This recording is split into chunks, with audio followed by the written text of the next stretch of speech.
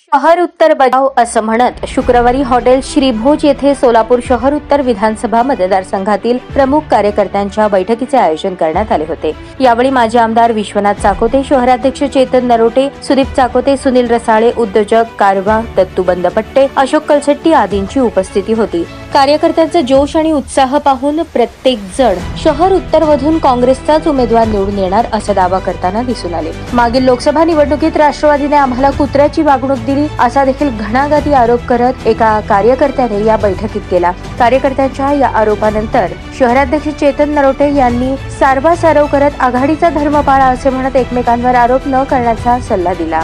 काँग्रेस कार्यकर्त्यांमधील शहर उत्तर मधला एकोपा दाखवून महाविकास आघाडीकडून काँग्रेसला उत्तरची जागा खेचवून आणण्याकरता ही तातडीची बैठक बोलावण्यात आली होती। दरम्यान शहर उत्तर विधानसभा मतदारसंघातून सुदीप चाकोते हे इच्छुक असल्याचे सांगत असताना शहर उत्तर विधानसभा मतदारसंघातून 6 वेळा सर्वे झाल्याचा दावाही यावेळी सुदीप चाकोते यांनी केला। चाकोते यांनी आपल्या नावाची घोषणा केल्यानंतर सुनील रसाळे यांच्या नावाची घोषणा मात्र मागे पडली। शहर उत्तर मध्ये इतकी जुळवाजुळव करण्यामागचे कारण मी देखील इच्छुक असल्याचा दावा या बैठकीचे आयोजक सुनील रसाळे यांनी केला। मागील 20 वर्षांपासून काँग्रेसच्या हातून सरकलेला शहर उत्तर मतदारसंघ यंदाच्या वेळी भाजपकडून काँग्रेस खेचून आणणार का, याकडे आता सर्वांचे लक्ष लागून राहिले आहे।